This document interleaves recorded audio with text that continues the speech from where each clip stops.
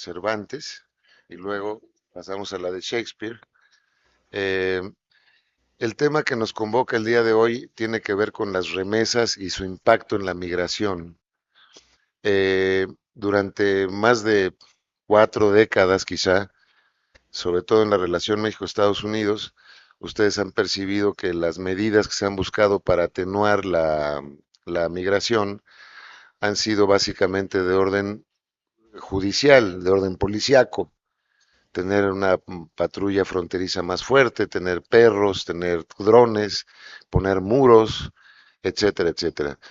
Y lo que vemos es que van pasando los años y el tema simplemente no se administra adecuadamente. Conste que no sé la palabra, no se soluciona porque no es una cuestión que se vaya a solucionar, es algo que hay que administrar correctamente y ese debe ser el objetivo, digamos, que se debe perseguir. Se trata de seres humanos, no se trata de objetos, digamos, inanimados y hay un tratamiento que se tiene que dar a la migración pues de acuerdo a esos estándares humanos. Eh, el día de hoy vamos a explorar un área que los gobiernos en general en esta parte del mundo, empezando por el de Estados Unidos y el de México, no han visualizado adecuadamente en su potencial. Y estamos hablando de las remesas que mandan los paisanos a sus lugares de origen en México. Me voy a concentrar en México, Estados Unidos básicamente. Tocaremos por ahí algo de Centroamérica también y del Caribe y quizá Colombia y Venezuela inevitablemente también.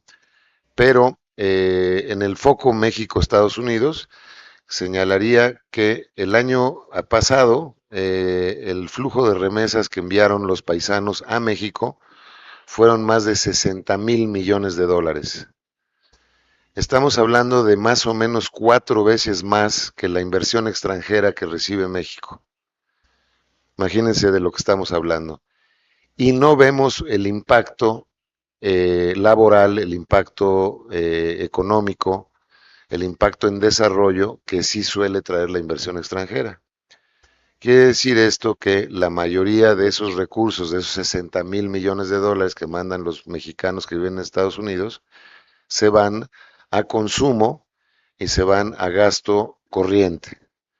Entonces el reto que tenemos el día de hoy, ahora los voy a presentar a los panelistas, es cómo traducir o llevar a que esas remesas tengan un mayor impacto en el desarrollo de los países receptores.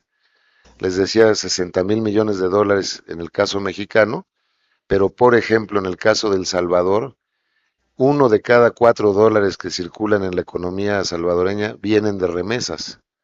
El 25% del PIB de El Salvador son remesas. Y tampoco están sacándole el jugo, digamos, suficiente como para que se detone un desarrollo francamente muy dinámico en ese país, como ocurre también en México y en las zonas a donde llega ese dinero en México. Entonces, sin mayor preámbulo, y voy a cambiar hacia el inglés, voy a presentar a nuestros panelistas. A mi derecha está el doctor Dilip Ratha, quien es the leading figure for the World Bank. Economista principal del equipo sobre migración y remesas del Banco Mundial. Ha estado en India, Nepal, Bangladesh y ¿dónde más? Bután y Kenia. Bután, Kenia. Y él nos va a hablar del proyecto de Kenia que me resulta bastante interesante, que se conoce como el bono de la diáspora. Después tenemos a mi querida amiga Dominica Lynch. Ella es la directora ejecutiva del programa Latinos y Sociedad del Aspen Institute. Ella tiene todos esos contactos en Estados Unidos con la comunidad latina y ella le ha dedicado mucho tiempo recientemente a agrandar el potencial del desarrollo económico potencial que tienen los latinos en Estados Unidos. Y por último, pero no menos importante, Diego Snyder, director general del programa Latinos y Sociedad del Aspen Institute. Él es de Argentina y es experto en las cuestiones de digitalización y inclusión financiera. que es tan necesaria si queremos cambiar la naturaleza de las remesas y utilizarlas para programas de desarrollo. Entonces, sin más, voy a cederle el micrófono al doctor Rapid, que nos va a hablar del movimiento de las remesas en el mundo en general y cómo estas remesas podrían convertirse en fondos o fuentes de recursos para el desarrollo de lugares como México. Muchísimas gracias a los tres por estar con nosotros y muchísimas gracias a todos los que están en el público por acudir.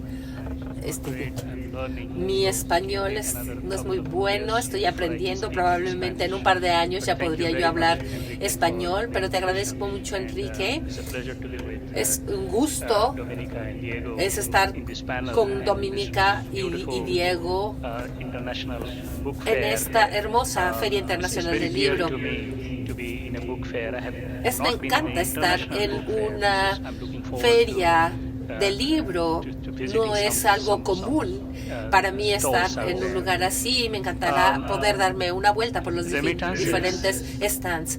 Las remesas son el motivo por el cual la gente se mueve.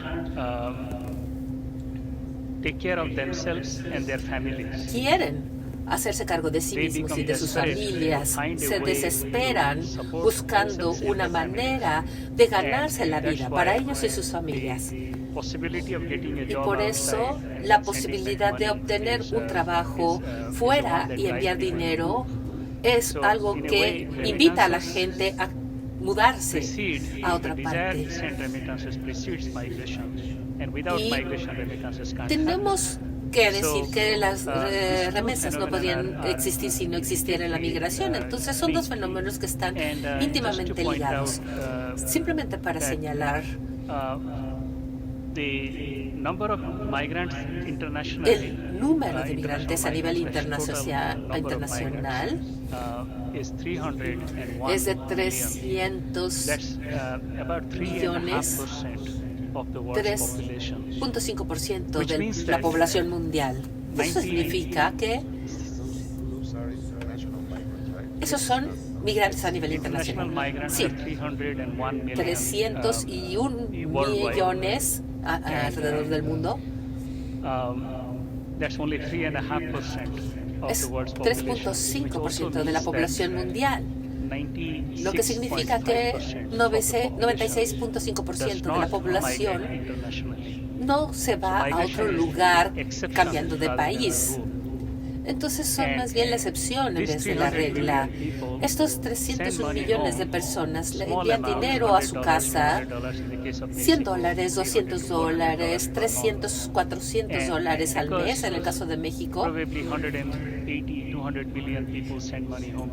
Y muchos de estos millones de migrantes envían dinero a países en desarrollo, y estas pequeñas cantidades de dinero que se envían mes tras mes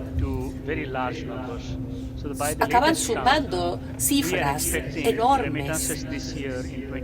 En este año, este mes, que acaba el año, vamos a tener 680 mil millones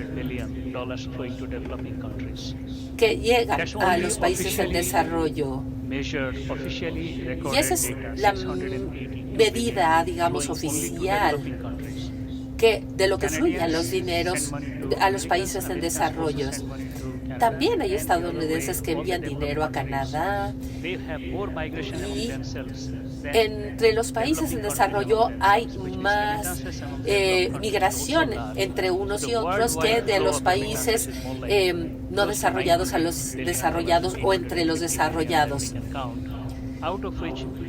De los millones que estamos contando, a los países en desarrollo llegan 700 mil millones, y estamos hablando de 600 y tantos que corresponden a la región de Latinoamérica y el Caribe. Y de eso parece que este año tendremos 67, 68 mil millones que llegarán a México para el final del año.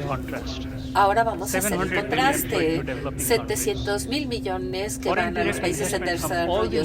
La inversión de todas las multinacionales del mundo, las grandes compañías del mundo, es de 380.000 millones.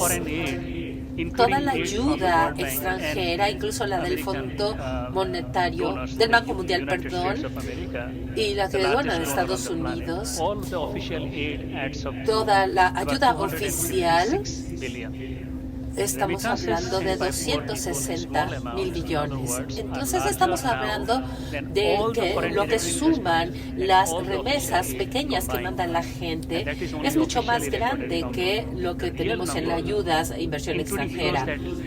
Incluso los flujos que no pasan por los canales oficiales, estamos hablando de billones de dólares. En Nigeria, las remesas, tenemos una cantidad mayor de lo que reciben ellos por las exportaciones de petróleo. Y lo que se recibe en México también es de remesas, es más grande que lo que ingresa Pemex, por ejemplo. Y así podemos seguir hablando de la inversión extranjera, china, alemana, etc. En Egipto, las remesas son más grandes, 7 veces de lo que se recibe por el canal de Suez. Y en Nepal, por ejemplo, es mucho más grande lo que se recibe en remesas que lo que se recibe por el turismo. Y en la India supera también lo que se recupera por las exportaciones. Entonces, ayudan a la vida de los países pobres. Y tenemos, desde que se descubrió esta cuestión, no se ha ido, ahí sigue. Cuando en México se tuvo la crisis del tequila, los flujos privados de inversión desde los mercados de capital, etcétera, que se fueron del país, que no llegaron, sino se fueron. En ese momento se aumentaron las remesas durante las crisis de Filipinas, en Pakistán y otros países que han tenido terremotos, etcétera, en El Salvador y en los países centroamericanos. Con los ciclones, normalmente reciben las remesas. Cuando un país está en problemas, sea por una pandemia, por cuestiones naturales, por una crisis política, por una crisis económica, llega ese dinero, no se va. Esto es algo importante que hay que tomar en cuenta, es como un seguro. Otro factor acerca de las remesas es que es enviado por el migrante, que es un miembro de una familia, y le manda ese dinero a su familia. Y ese migrante se salió de su país para ayudar a su familia. Y el dinero que ingresa va destinado específicamente a las necesidades de esa familia. Y por eso, cualquier persona que esté interesada en reducir la pobreza y mejorar el desarrollo en general, es importante analizar los flujos de ingresos extranjeros, como las remesas, que está bien destinada, bien concentrada en las necesidades de la familia. Entonces, yo diría que los números son increíbles. Estamos hablando de miles de millones de dólares que se mueven de norte a sur generalmente en el mundo y que superan la inversión extranjera. Es una cantidad enorme. La economía de México, que es de 1.3 trillones de dólares, o billones de dólares, que se mueve en la economía de México. Imagínense mover tres cuartas partes de la economía de México a otra parte.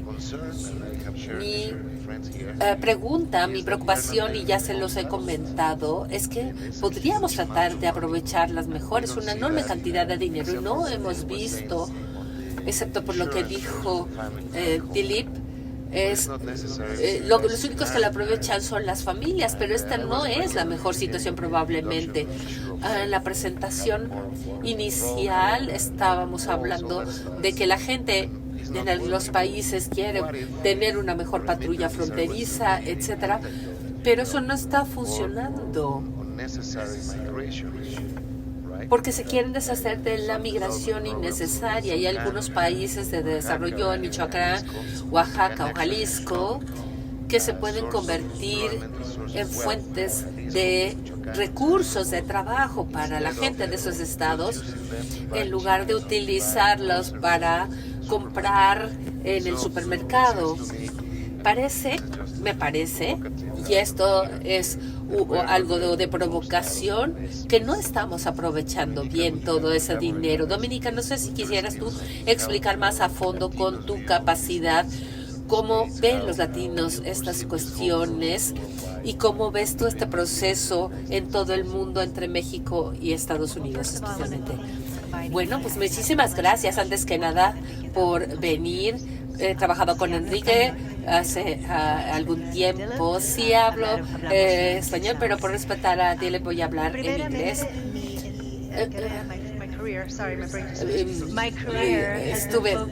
Mi carrera se ha concentrado en los estadounidenses de origen latino. Los estadounidenses se ven como yo, no son solo blancos. Entonces, cuando nuestra gente dice que es hispana, no es estadounidense. Déjenme decirles quiénes somos en Estados Unidos, y es algo que me apasiona, porque esto nos está en la razón de que nos vamos de nuestros países para buscar el sueño americano. Y el sueño americano dice que no importa dónde naciste, no tu estatus, tu clase, no importa. Si tienes ganas, el deseo, la inteligencia, y todos somos inteligentes y creemos en Dios, bueno, al menos esta es mi filosofía, podemos hacer lo que queramos en Estados Unidos, incluso llegar a presidentes. Bueno, todavía no, pero podría ser.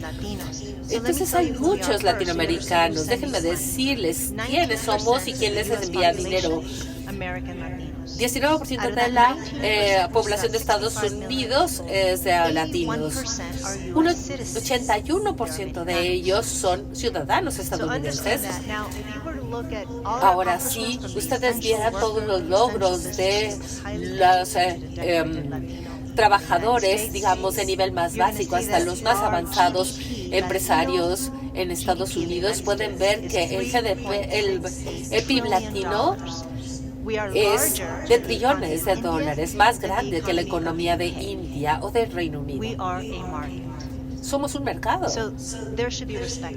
Así que deberíamos ser respetados por quienes somos, por nuestro poder económico y por el nivel educativo que estamos logrando. Las latinas en gran porcentaje están recibiendo un título de posgrado y están iniciando empresas pequeñas. Tenemos 5 millones de negocios en Estados Unidos.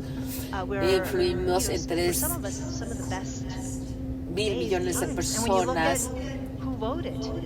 Vean quiénes votaron y quienes acudieron a votar en grandes números, muchos latinos, y quisieron indicar que lo principal para ellos era la economía y sus negocios. Entonces hay que entender quiénes son los que envían ese dinero. Ese es un potencial de mercado enorme. Ahora, 32% de los latinos en Estados Unidos están mandando remesas y un gran número de ellos son mexicanos estadounidenses. Es difícil creer que si tú te fuiste a Estados Unidos desde tu país, tú fuiste el elegido, tan humilde como puedas ser, para lograr una diferencia en tu vida, pero además mandarle dinero a tu familia para asegurarte de que les vaya mejor. Entonces, tienes el honor de atender o de hacerte cargo de tu hermanito, de tu abuela, de tu hermana, etcétera. Y eso es lo que impulsa a los latinos. Y durante la pandemia resultó increíble. Tuvimos una gran cantidad de trabajadores latinos que estaban todavía batallando con el COVID, pero aún así estaban asegurándose de que los otros tuviéramos alimento y tuviéramos un recurso. Y muchos de ellos los van a mandar de regreso a sus países de origen. Y es increíble lo que pasó desde la pandemia. Hemos aprendido mucho. Eso es algo muy interesante porque la pandemia llegó y se fue.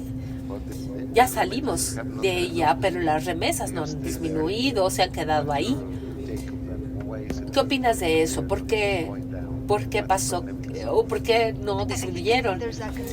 Yo creo que hay un compromiso que nos hemos dado cuenta que las cosas en Estados Unidos, digamos, son más difíciles en comparación con hace 25 años, por ejemplo, en comprar una casa. En California no puedes comprar una casa por menos de $1,000,000, así que la oportunidad, creo, de construir algo para las familias, ayudarlas a que construyan una familia o que pongan un negocio, es parte de la idea de que algunas personas podrían regresar a jubilarse aquí. El poder de los mexicoestadounidenses para hacer que vayan adelante las comunidades hace algo increíble, debe ser reverenciado y respetado. Y lo importante aquí es la educación. Yo creo que tendríamos que buscar la manera de mejorar el nivel educativo. Y con esas piezas podrías empezar a pensar a tomar el riesgo de invertir en proyectos. Y si quieres, después podemos hablar un poquito más de eso. Pero yo creo que en principio se trata de un compromiso con tu familia y que menos mexicanos están yendo a Estados Unidos. En las fronteras encontramos gente de más partes de Latinoamérica, de Sudamérica y de otras partes del mundo. Bueno, ahora voy a empezar a comentar con Diego cuáles son los obstáculos que se deben superar para poder asegurarnos de que esos flujos puedan maximizar su efecto en el desarrollo regional y nacional. Tú eres un experto en la digitalización y ese tipo de cosas. ¿Hay alguna falta de educación financiera que esté impidiendo esta posibilidad? ¿Es falta de instrumentos para enviar las remesas del punto A al B? ¿O se trata de la digitalización de la gente, que no tenemos una identidad? ¿Qué dirías, Diego? ¿Cuáles dirías que son los mayores obstáculos para un país como México que le impide maximizar el efecto de esas remesas? Gracias, Enrique. Tengo la oportunidad de agradecerles a todos por la invitación y thank everyone for the invitation. decir que bueno, estamos haciendo la presentación en inglés para since we are speaking English in order to ensure a good flow, agradecerles por I wanted to thank you in Spanish for joining us this morning, and I want to thank Enrique for the invitation to this presentation. En respecto a la pregunta, Enrique, estas son algunas de las preguntas que normalmente las que nos hicieron lanzar este programa de latinos. ¿Cómo las remesas pueden ser una oportunidad para la inclusión financiera y mejorar el desarrollo? Los latinos en Estados Unidos y también los que reciben las remesas en México y nos centramos en México por varias razones, porque como se dijo, los mexicanos son la porción más grande de diáspora en Estados Unidos. Un gran porcentaje de los latinos en Estados Unidos son de origen mexicano y además porque el corredor de las remesas de Estados Unidos a México es el más grande de México. Como se dijo anteriormente, tenemos 64 mil millones de dólares. Es un corredor muy competitivo porque para su tamaño hay muchas compañías que quieren entrar a ese mercado y tenemos desde luego los fintechs, los bancos tradicionales y muchas nuevas compañías que están tratando de participar en ese mercado, lo cual es bueno porque nos lleva a la competencia y eso hace que disminuyan las comisiones y los costos.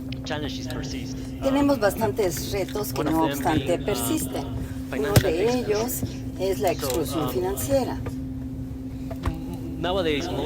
Actualmente, la mayor parte de los que reciben remesas aquí en México todavía a la fecha van al 7-Eleven para convertirlas en efectivo. Se van a Walmart, se van a Western Union y las convierten en efectivo. Ahora, hay un par de problemas con esto. El primero de ellos es que ese dinero no está adquiriendo intereses porque no se va a una cuenta bancaria, no está generando más dinero.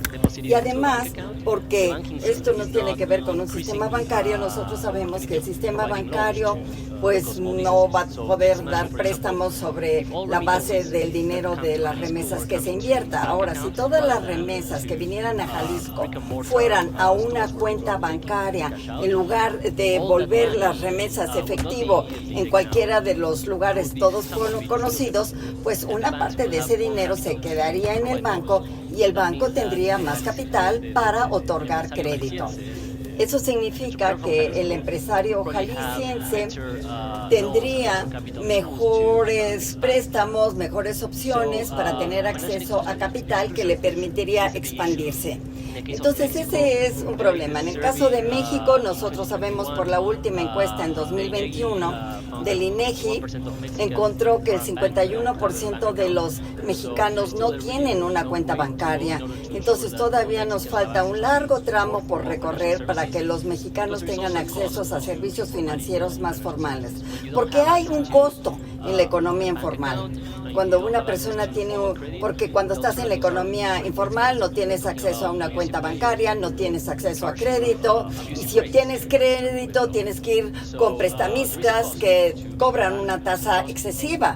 Entonces nosotros sabemos que hay un costo asociado con que no tenga acceso a servicios financieros, y lo que queremos es que los servicios financieros estén abiertos a todos, tanto en los Estados Unidos como en México. Por el lado americano, sabemos que todavía un alto porcentaje de población de origen latino no participa en el sistema. En los Estados Unidos únicamente el 10% no tienen una cuenta bancaria, que es una tasa que es el doble del norteamericano promedio.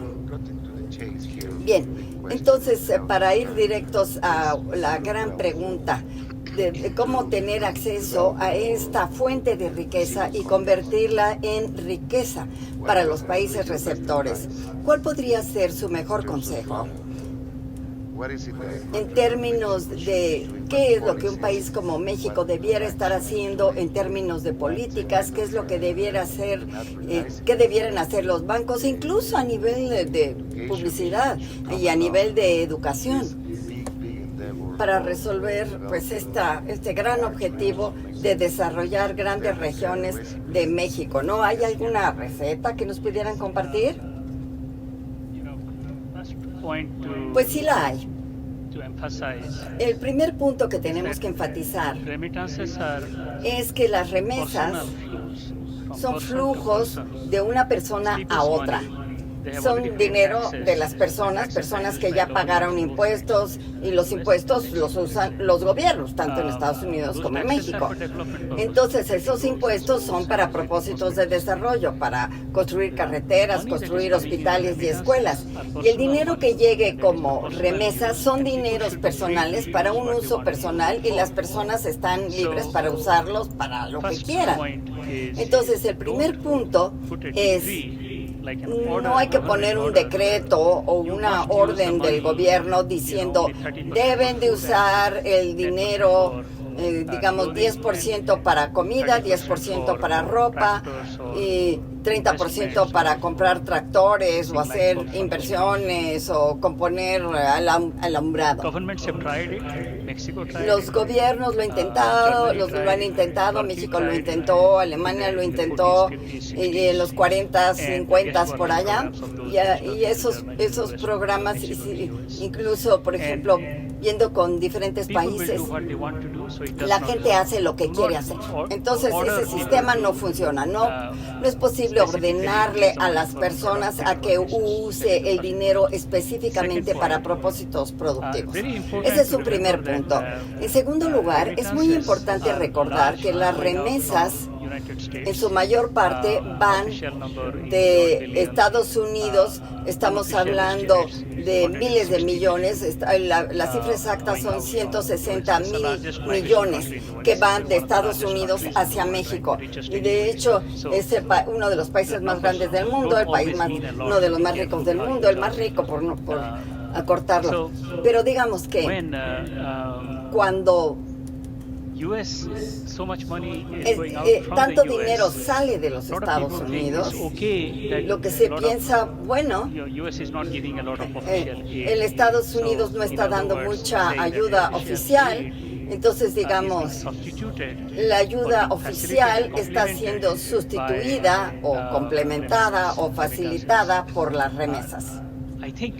Y me parece de nuevo que hay que recordar que las remesas son dinero directo de gente que ya pagó impuestos y se está enviando una remesa o a ellos mismos o a su familia. No es el dinero del gobierno que se va a dar como una parte de ayuda oficial.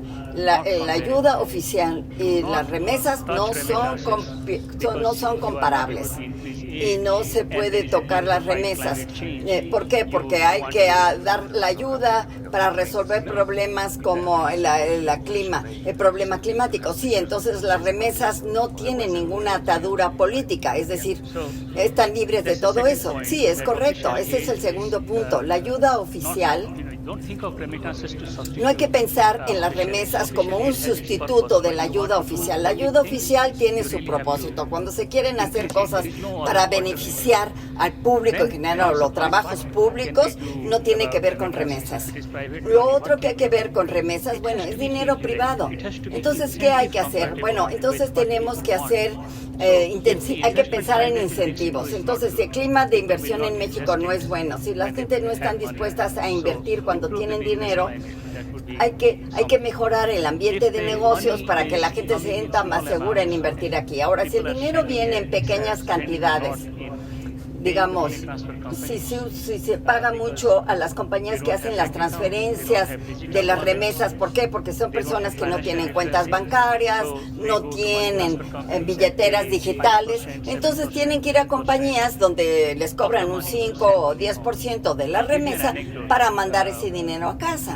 Voy a compartir con ustedes una anécdota. Entre 1999 y 2002, el costo de enviar dinero de Estados Unidos a México bajó 56%. Y yo lo recuerdo porque yo lo medí. Pero después de eso, ha caído únicamente un poquito, quizá un 5%. Las remesas mexicanas tienen un costo que no es pequeño. ¿Por qué pagar 5% del dinero que ganaste? 5% de tu dinero para mandar dinero. Vamos a ver cuánto cuestan las videollamadas. ¿Recuerdan ustedes cuánto costaban las llamadas internacionales? A veces sí se costaban mucho dinero, digamos hace 20 años. Y definitivamente costaba $1.50 o hasta $2 por minuto para hacer llamadas. Y ahorita es gratis con las videollamadas. Y las remesas pudieran ir por canales digitales, de cartera a cartera digital, gratis. Y el costo de las remesas debiera ser en una cifra negativa, porque las gentes pudieran ir a las tiendas o a los bancos y utilizar las remesas utilizando la billetera digital. Porque y eso es importante, porque quizás ahorita en México eso no parece tan importante, pero en las regiones caribeñas sí puede ser importante. Mandar dinero a África, el costo es de 8%. Y en África, la mitad de las remesas vienen dentro del continente africano. El costo puede ser entre 12 y 15%. Yo llegué a identificar un costo de hasta 30%. Imaginen ustedes, el costo de enviar remesas pues es muy elevado en lugares como África. Y esta es una lección importante para la industria de las transferencias del dinero. El costo de un envío por remesa. Entonces es muy elástico. Entonces si se logra reducir el costo de la remesa 1%, el flujo de las remesas va a incrementar más de 1% y las utilidades para las compañías que envían las remesas va a incrementar el beneficio. no van a incrementar las utilidades, pero la mayoría de las compañías que envían remesas no hacen esto. Entonces, países como México podrían jugar un papel fundamental. Una es tener transparencia de precios. México fue el líder con la base de datos de Profeco. Profeco solía recabar datos de diferentes ciudades de los Estados Unidos para identificar cuánto costaba dinero enviar una remesa, digamos, de Chicago a México. Eso fue a principios de los años 2000. Inspirados por eso, nosotros en el Banco Mundial creamos una base de datos similar y vimos en los países en desarrollo y vimos el costo de las remesas. Yo pienso que pudiera ser cero, pero vimos que lo ideal sería, vemos que la mala noticia es que por el camino en el que vamos, el costo de las remesas no va a bajar del 3% en mi vida. No sé cuánto tiempo me reste vivir, pero eso se debe a la prima por la tasa de cambio. Hubo un experimento entre los Estados Unidos y México a través de la Fed y el Banco de México, el Banxico. Entonces empezaron a un programa que se llamó Directo a México, donde podías enviar cualquier cantidad de dinero de los Estados Unidos a México por 69 centavos. No un porcentaje de cuánto enviabas, sino 69 centavos de dólar fijos, ya sea que mandaras $1 o $1 millón. Y de este lado, el Banco de México iba a dar pesos, porque había el requisito que el dinero se depositara en dólares y se recibiera en pesos en México. Y el Banco de México iba a cobrar 0.22%, es decir, menos de un 1/4% por la tasa de cambio. El mercado y los bancos normalmente cobran entre 3 y 5% como tasa de cambio, pero el Banco de México estaba dispuesto a hacerlo a 0.22%. Y adivinen qué pasó, los banqueros boicotearon el sistema. El sistema sigue existiendo, pero hay muy poco dinero que se pasa de un lado a otro de la frontera de esta manera. Para mí, lo ideal sería que el gobierno de México retomara esa iniciativa. Lamento interrumpir, pero curiosamente, en vez de optar por esa dirección de reducir posiblemente a cero el costo de las transferencias de remesas, actualmente vemos que el gobierno mexicano quiere poner impuestos para sacar dinero de quienes trabajan en los Estados Unidos y mandan dinero a sus familiares. Pero ustedes nos están diciendo, tú me estás diciendo algo muy interesante. Pensamos en un mexicano en Chicago que le manda dinero a su mamá en Oaxaca. Pero ¿qué tal si un ciudadano alemán que trabaja para Siemens en Tennessee le manda dinero a su tía en Múnich? ¿Le van a cobrar igual? ¿Les aplican impuestos a esas remesas? No podemos discriminar nada más contra un cierto grupo de personas, porque esto va a llevar a un tremendo mercado negro y posiblemente la mayor operación de lavado de dinero. ¿Estoy en lo correcto? Sí, tienes totalmente la razón, porque como yo ya señalé con anterioridad, empleadores que contratan a migrantes ya pagan impuestos. De hecho, los migrantes indocumentados en Estados Unidos también pagan impuestos. Y hubo también otra experiencia. Yo recuerdo que el embajador Carlos Sada, cuando era cónsul general en Chicago, y a mí me parece que él lo inició o era algo que ya existía, pero yo asistí a una reunión en el consulado mexicano en Chicago. Y esto fue en 2004.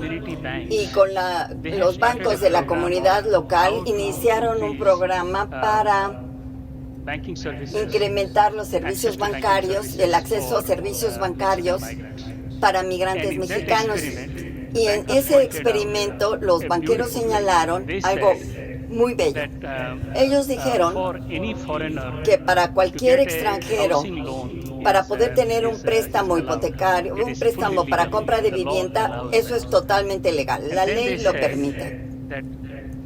Y luego dijeron, con base en el número de identificación de Hacienda, y esto es para personas que no tienen un número de seguridad social en los Estados Unidos, las hipotecas que se entregan a indocumentados, esas hipotecas tienen un mejor desempeño.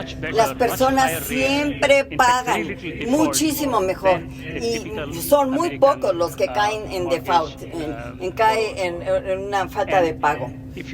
Y si nos detenemos por un momento y pensamos en ello, nos daremos cuenta que si una persona cruzó el desierto, atravesó montañas y arriesgó su vida para ganarse la vida, ¿por qué esa persona no pagaría por una casa que tiene tanto sentido para su esfuerzo de emigrar?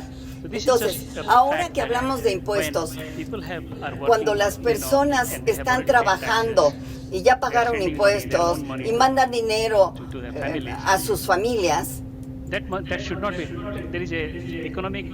hay un argumento económico, hay un argumento moral de que no deben de pagar dobles impuestos. Sin embargo, hay quienes les quieren cobrar dobles impuestos.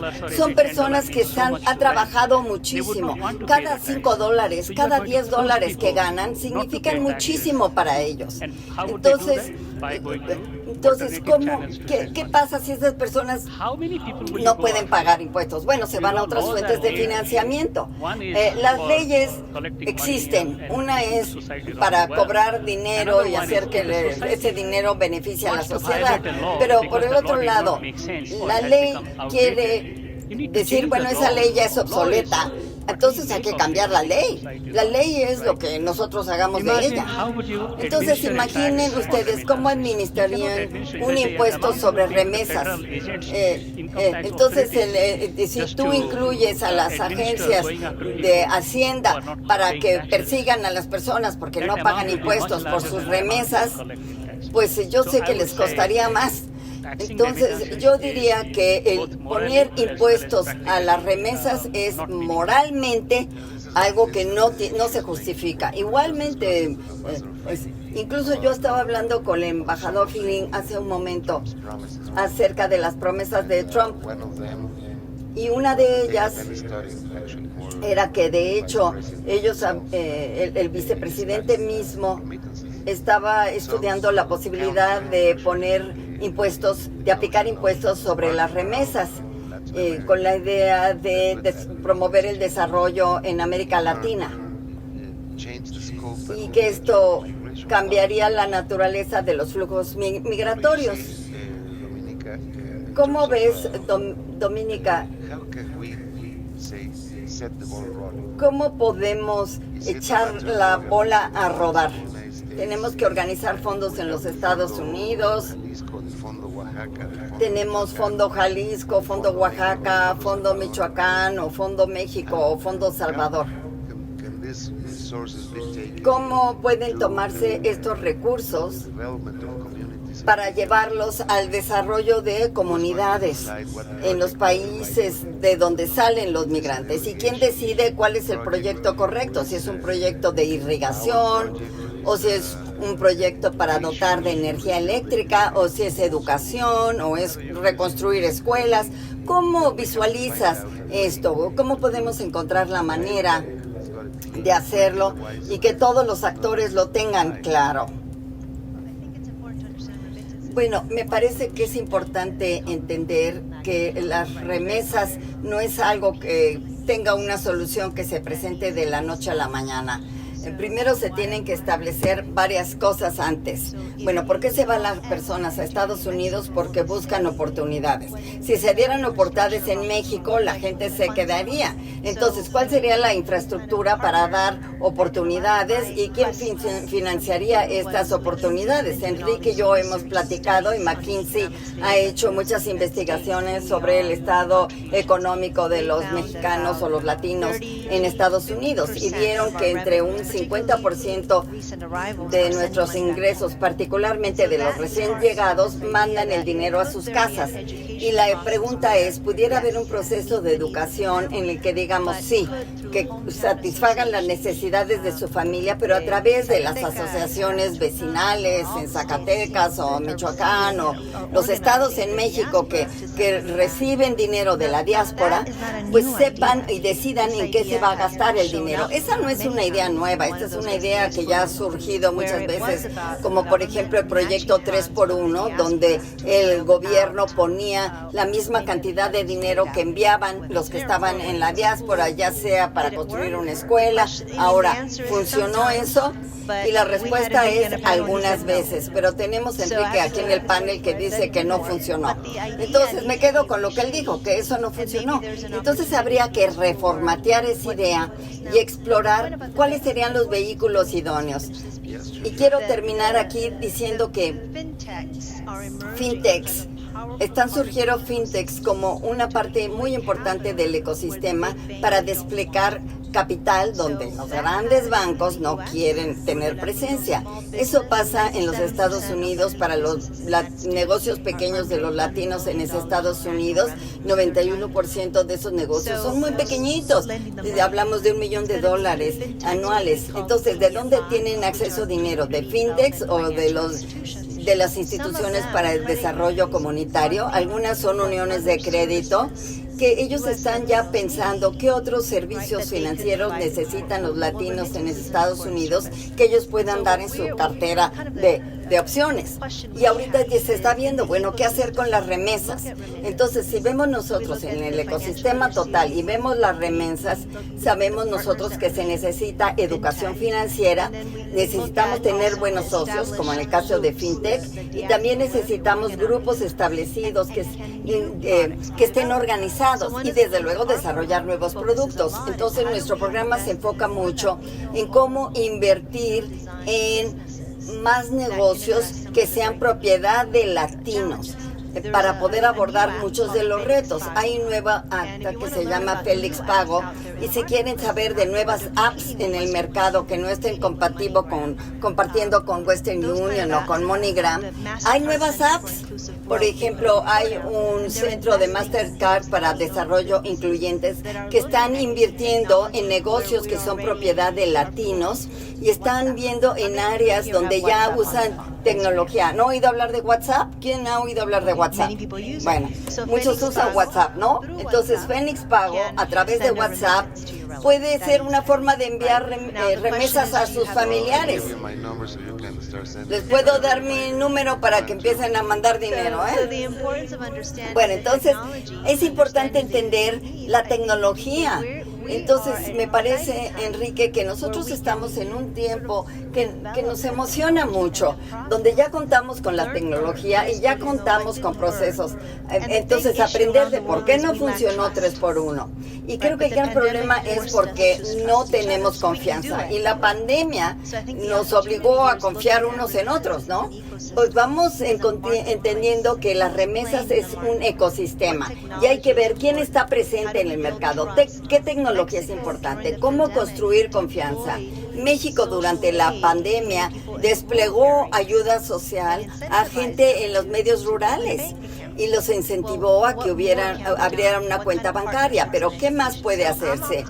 Entonces, ¿cómo podemos formar alianzas para promover educación? Y eso es parte de la investigación que estamos haciendo. Enfocarnos en los Estados Unidos, en quienes envían remesas, porque las remesas es algo emocional. Si tu mamá te llama en su lecho de muerte y te pide dinero, tú vas a encontrar dinero de donde puedas, ¿no? Y no vas a enviarlo quizá de la manera más barata, porque lo que tú quieres es enviarle dinero a tu mamá. Entonces, algunos pagan hasta 20% por enviar una remesa a México. Entonces hay que empezar por ahí. Y luego, del lado del receptor, por nuestra investigación sabemos que el hermano le manda al papá o al hermano, no le manda el dinero a su esposa o a su hermana. Ya para cuando la esposa y la hermana reciben dinero, es menos dinero de lo que envió la persona de Estados Unidos. Entonces, a través de la tecnología sabemos que ese dinero sí llega directo a quienes los van a recibir. Nosotros sabemos que si las mujeres tienen que gastar ese dinero de las remesas, van a comprar pañales y no tequila. Entonces, es muy importante asegurar de quién va a recibir el dinero y que el dinero llegue. Entonces, sabemos que de dicho al hecho hay mucho trecho. Ahí estamos. Tenemos que encontrar cómo resolver eso.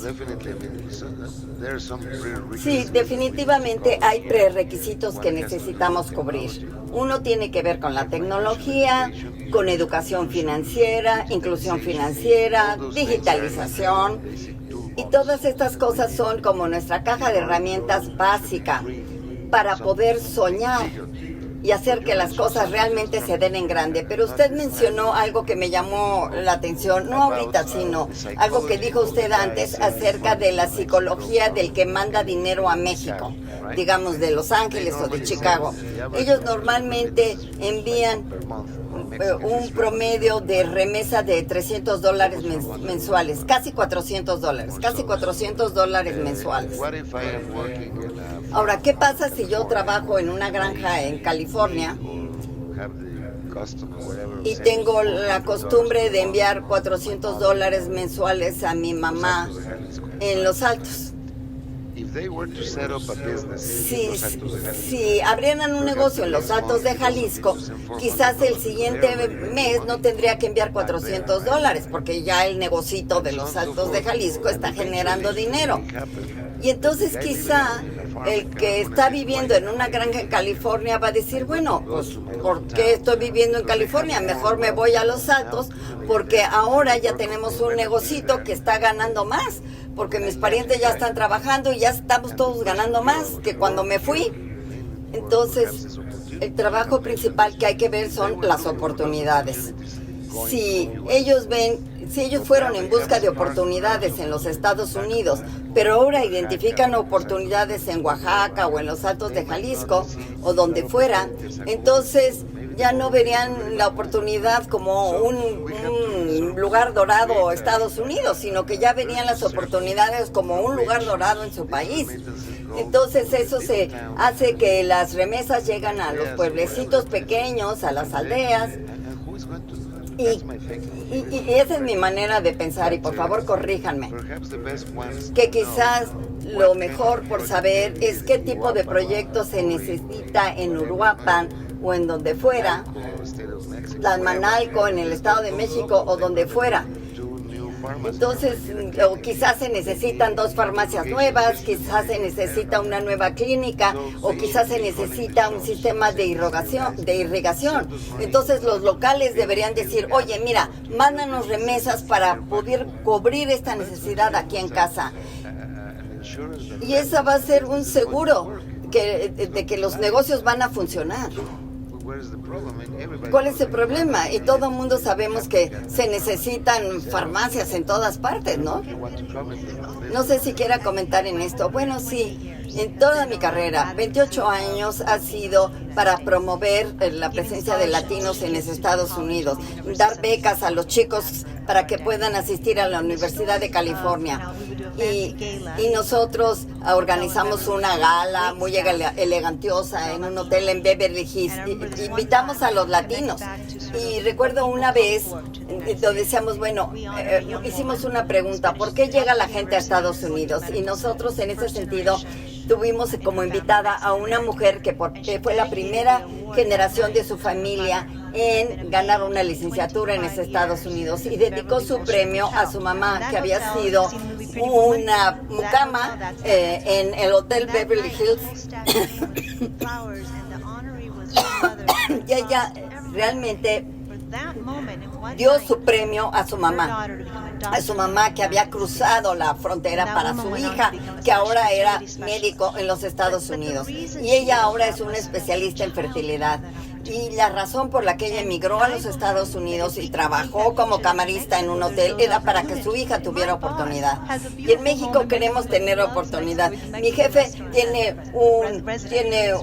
es un residente ahora en México, y a mi jefe le encantan los mexicanos, porque en México hay una felicidad que es muy genuina. Lamentablemente, a través de la migración, pues hay un aislamiento. La gente se tiene que ir y se aísla de sus familias. Entonces es por ello que a Enrique y a mí nos entusiasma tanto pensar de manera diferente y tener líderes, ya sea en el Tesoro de Estados Unidos o en el Departamento de Estado, que hablen de las remesas como una forma poderosa de mitigar los cruces fronterizos. Y la diáspora, del otro lado, si sus familiares tienen acceso a un mejor nivel de vida aquí, van a regresar y van a disfrutar de estar con su familia. Entonces creo que esa es la narrativa, pensar que todas las oportunidades están en Estados Unidos y no. Pienso que hay muy buenas oportunidades en otras partes del mundo. Si este tema no fuera políticamente tan explosivo, digamos que este grupo de mexicanos vienen aquí a trabajar por 10 años y luego se van.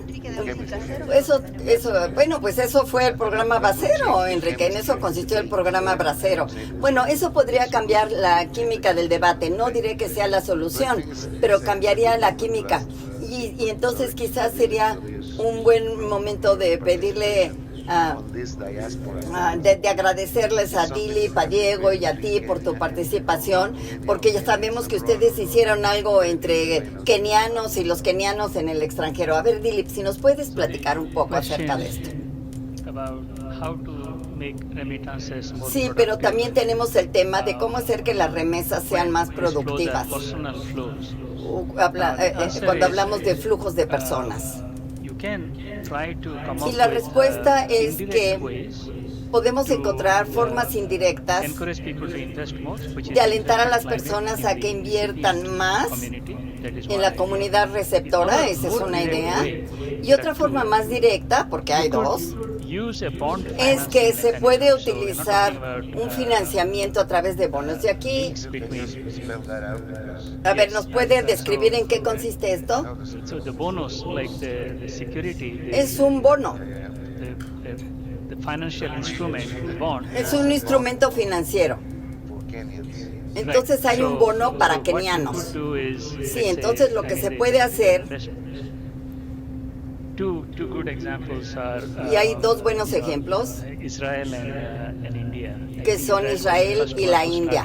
Me parece que Israel fue el primero en iniciar este programa en 1951 y ha continuado a lo largo de su historia.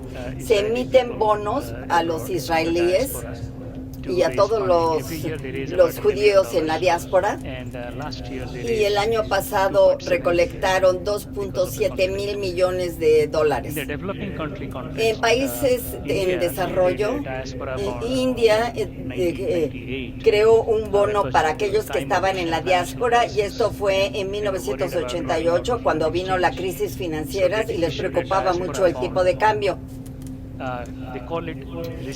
Y le llamaron mi bono para resurgir a la India. El plan era recabar $1,000 millones.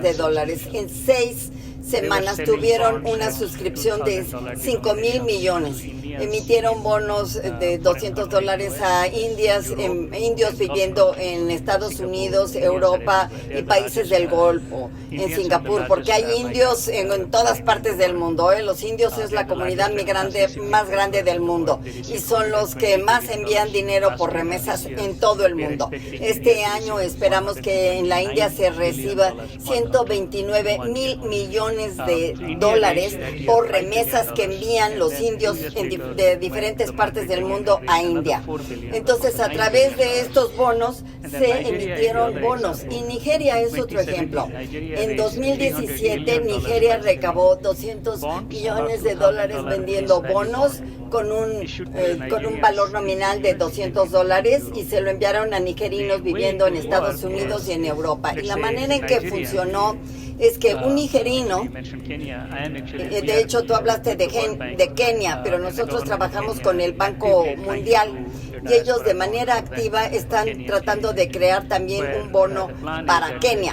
Y el plan es que Kenia va a expedir un bono de $500 o $1,000 de valor nominal a kenianos que vivan en los Estados Unidos o en el Reino Unido o en los países del Golfo, como Dubái, Abu Dhabi, Riyadh.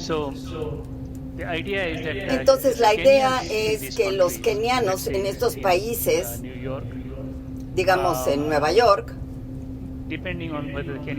dependiendo de si un migrante keniano, sea un doctor, por ejemplo, va a tener miles de dólares en sus cuentas de cheques. Digamos que tienen una cuenta, no estoy pensando en sus cuentas de inversión, sino que me refiero al dinero en sus cuentas de cheques, en donde creo que la tasa de interés es cero.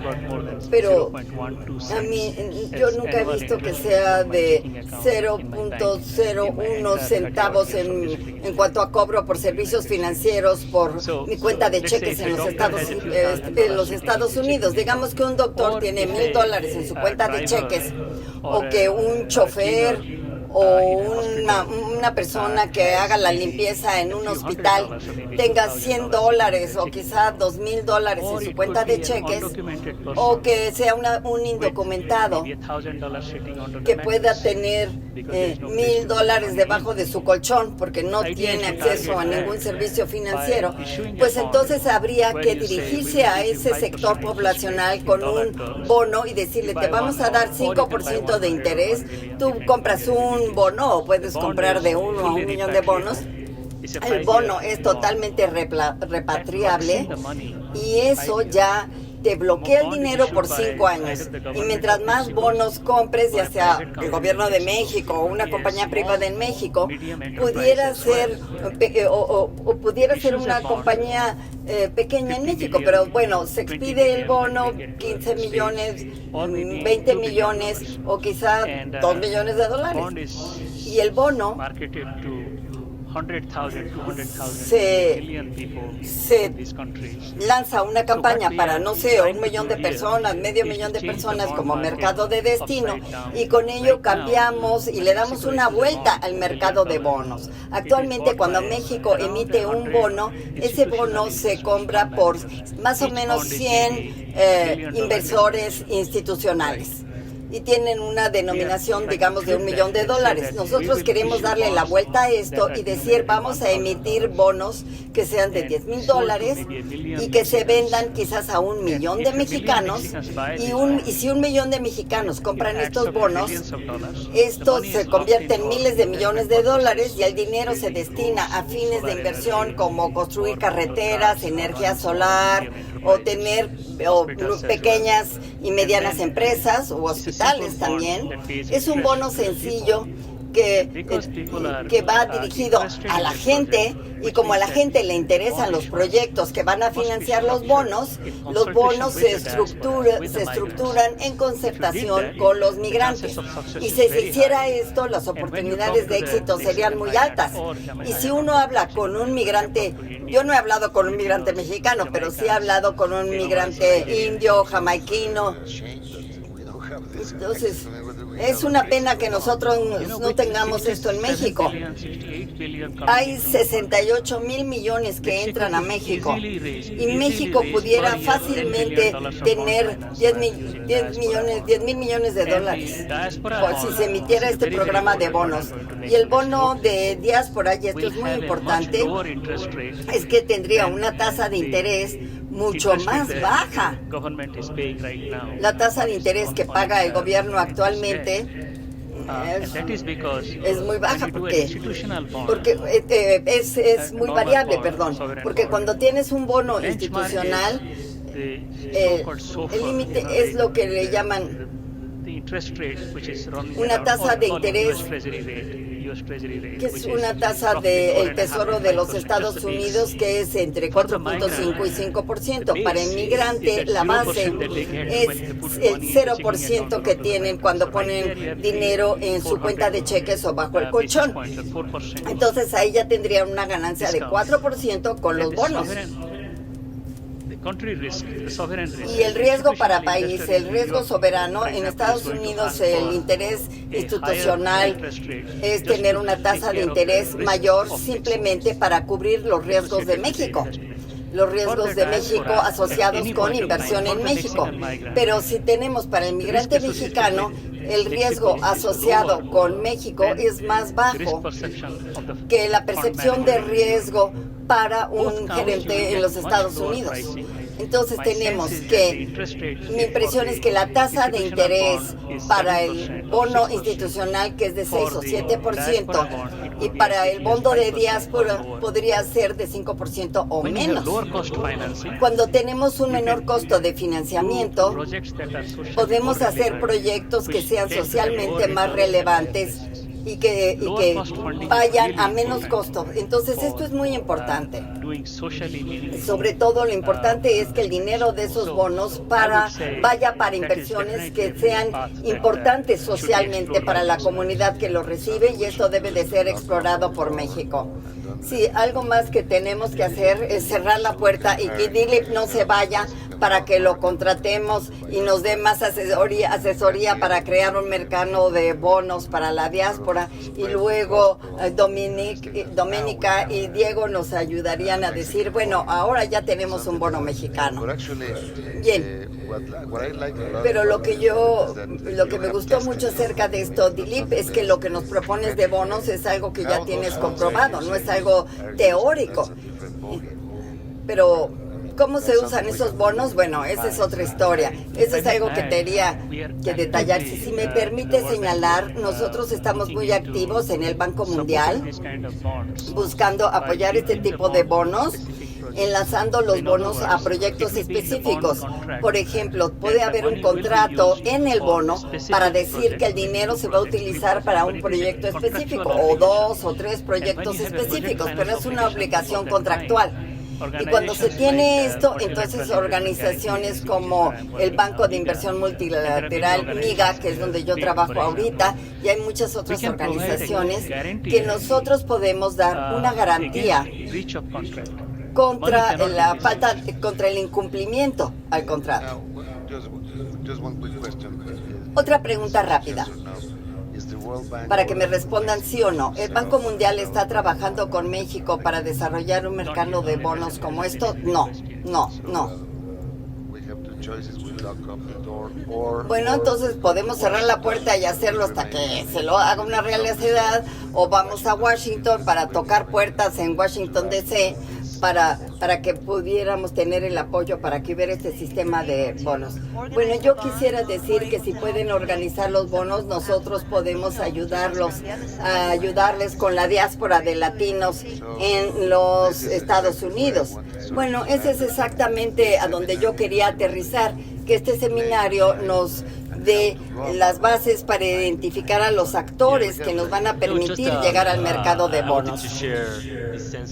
Bien, yo quiero compartir el optimismo que tenemos en torno a este tema y de señalar que sí hemos estado trabajando en el programa a fin de que a lo largo de los años hemos venido organizando discusiones en mesas redondas con actores del gobierno, del sector privado, de tanques de pensamiento, y también con organizaciones comunitarias que están las más cercanas a las realidades, y ya tenemos identificados a los diferentes sectores y el papel que pueden jugar, desde educación financiera, para enfocarnos en cómo desplegar estos esfuerzos en las comunidades y cómo ver que el sector privado pueda ajustarse para cumplir con las necesidades de los consumidores latinos, y también identificar la forma en que se puede hacer que el mercado sea más transparente, porque como ya mencionó Dilip, es un mercado que no es súper transparente, y eso hace que sea más difícil para el consumidor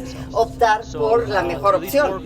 Entonces, a través de este trabajo, nosotros estamos tratando de identificar una serie de recomendaciones o guías para diferentes sectores a fin de poder avanzar y desde luego tener la oportunidad de hablar con nuestra contraparte mexicana, porque una parte es el envío de remesas y otra parte es la recepción de remesas, ¿verdad? Entonces, en términos generales, nosotros vemos que hay oportunidades, porque muchos de los que mandan remesas, el único punto de contacto que tienen con el sistema financiero es el envío de remesas, pero les podemos dar toda una gama de opciones para mejorar sus vidas. La tecnología ciertamente ha expandido nuestras oportunidades, nos ha abierto nuevos horizontes horizontes, porque a través de la tecnología y a través de los nuevos software de computadoras podemos tener acceso a personas que no tienen derecho a crédito, por ejemplo. Entonces, por ejemplo, en los Estados Unidos, si no tienes un buen récord crediticio, no te dan préstamos o para comprar una casa o para comprar un coche. Entonces, muchas de las nuevas compañías básicamente están evaluando qué tan frecuentemente se envía dinero a México y entender que pues el cliente sea un cliente de confianza como para expedirle un préstamo. Entonces actualmente se está microajustando las ofertas que podemos darle a los consumidores, asegurándonos de que las comunidades sean educadas y que no caigan en manos de depredadores, pero sí vemos muchas oportunidades y nosotros básicamente somos conectores y tenemos la mesa puesta para que puedan más y más personas interesadas participar. ¿Alguien quiere hacer comentarios finales? Sí. Yo tengo un par de preguntas porque somos investigadores. Levanten la mano que están en redes sociales. Levanten la mano los que participan en redes sociales. A ver, anímense. Anímense si están en redes sociales. Sí, ¿verdad? Bueno, hay una app que se llama, que fue diseñada por latinos, por mexicoamericanos, que se llama Suma. ¿Han oído hablar de la app Suma? Bueno, Suma es para educar en finanzas y habla acerca de inversiones, de conceptos básicos de finanzas. Y esto es un proyecto bicultural. A ver, ¿cuántos ingenieros hay aquí? A ver, levanten la mano los que están estudiando ingeniería. ¿Cuántos están en mercadotecnia, comunicación? ¿Cuántos están en economía? ¿Cuántos están en literatura? Bueno, miren, hay un ecosistema actualmente. ¿Cuántos de sus familias reciben remesas de Estados Unidos? Levanten la mano los que sus familias reciben remesas de Estados Unidos. Pues ustedes tienen una responsabilidad. Ustedes pueden sentarse con su familia, los que están especializados en ingeniería, lo que sea, y que sus familias reciben dinero de Estados Unidos y ver cómo podemos mejorar las cosas y pagar menos por enviar las remesas. Y cómo pueden educar a sus familiares para decir luego, a ver, del dinero de las remesas, ¿qué proyecto podemos financiar? Porque son los jóvenes los que nos dan las mejores soluciones. Entonces les vamos a pedir a ustedes que hagan parte de ese trabajo, porque nosotros necesitamos formar alianzas. Nosotros somos la mitad de la ecuación en los Estados Unidos y nosotros queremos, a nosotros nos gusta mucho estar aquí en México y queremos volver aquí a Guadalajara, que son uno de los lugares donde se envían más remesas. Entonces ver qué nueva tecnología hay. Y chequen la app Suma. Por favor, chequen esa app. Y entonces ya vamos a empezar a viralizar esto. Y de hecho podemos trabajar con la Universidad de Guadalajara. Y ellos tienen muchos recursos para diseminar el mensaje, ¿no? Sí, pero la oportunidad aquí es que no tenemos que esperar a que el gobierno o que una compañía grande lo haga. Ustedes pueden desarrollar soluciones y eso es algo que nosotros estamos viendo y eso nos entusiasma mucho. Entonces, porque pues en la historia de la humanidad es que siempre podemos decidir vivir en miedo o no. Y yo digo, bueno, nosotros venimos de un lugar maravilloso y hay que sentirnos orgullosos en ser parte de las soluciones. A nosotros nos entusiasma mucho, Enrique, que nos hayas invitado y lo que nos interesa es porque nosotros hemos creado algo que no importa, no tiene mucho sentido que nada más tengamos latinos viviendo en Estados Unidos, sino que queremos contactar con los que están del otro lado de la frontera. Para cerrar el ciclo voy a hablar en español. Te voy a decir, sobre todo Dilip, que es un espía que viene del Banco Mundial, la idea es que no entiendan nada. Entonces, bueno, el punto es que es un tema quizá no tan sexy como otros que puedan ustedes ver en la FIL, pero me pareció que es de una enorme importancia. No lo visualizamos mucho esto, pero cuando ve uno las cifras y ve uno el potencial que tiene esto, dice uno, bueno, es que esto le puede cambiar el rostro a nuestro país y además regionalmente, porque sabemos que parte de esos dineros van a Michoacán y parte de esos dineros van a Tabasco, en fin, y hacen un beneficio familiar insustituible por el momento. Y en momentos, como decía Dilip, de dificultad, se convierte en una especie de seguro social, usando la mayor expresión de la palabra, para que la gente pueda tener una opción de vida. Entonces, lo que hemos explorado el día de hoy, la verdad que para mí ha sido muy aleccionador y les agradezco mucho a los tres. Not to Dilip, I don't thank him. Em, vamos a tratar de seguirle la pista a este asunto bien y poder venir quizá el año que viene, Dominica, con una propuesta muchísimo más acabada, o a lo mejor en pocos meses, ni siquiera necesitamos esperar a la FIL, ¿no? Si avanzamos bien, a lo mejor con la construcción de estos bonos, el Mexican Diaspora Bond podría ser una opción, ir viendo por dónde entramos y que sea este el primero de la serie, digamos, en cuanto a cómo armar esta cuestión, porque además creo que los tiempos y políticos que pueden venirse son muy duros para los mexicanos allá, los mexicanos acá, para sus familias. No sabemos cómo van a venir las cosas. Según nos dijo el anterior ponente, el embajador Philly, pues él sí teme lo peor y creo que pues vale la pena actuar con esa idea. Si no pasa lo peor, pues qué bueno. Pícale a tu botón. Dice, don't get mad, get motivated. No te enojes, motívate. Sí, exacto. Entonces creo que es una buena forma de terminar esta sesión. Agradecerles a todos ustedes por haber estado aquí. Espero que les haya abierto en algunos sentidos los horizontes de aquellos que están en el mundo de las finanzas, que están en el mundo de la comunicación, que están en el mundo de la política, que están en el mundo de los medios, que están en el mundo de la economía, de las relaciones internacionales. Este es un tema que atraviesa todo eso. Y creo que ahora va a comenzar un nuevo gobierno aquí en Jalisco. Puede ser una buena oportunidad también de decir, bueno, ¿cómo visualizamos a mediano, largo plazo la presencia de capitales jaliscienses que están en Estados Unidos aquí y en qué tipo de cosas se pueden usar para detonar aún más el desarrollo del Estado? Entonces creo que yo siempre lo he dicho que creo que el principal aliado económico que tiene México es sus propios nacionales fuera del país. Andamos luego buscando que llegue inversión de Finlandia y de Australia, de no sé dónde, y ahí los tenemos. Podrían venir realmente a invertir con muchísimo más entusiasmo que otros que vienen nada más por el hecho de sacar un provecho, un beneficio económico, un lucro. Y creo que esto puede ser una diferencia cualitativa y cuantitativa brutal para México.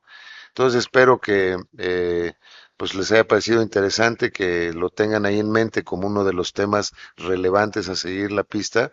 And I want to thank my colleagues, Dilip, Dominica and Diego. Y quiero agradecer a mis colegas Dilip, Dominique y Diego por haberse tomado tiempo para venir aquí y compartir sus propuestas. Muchas gracias a todos, gracias. Thank you.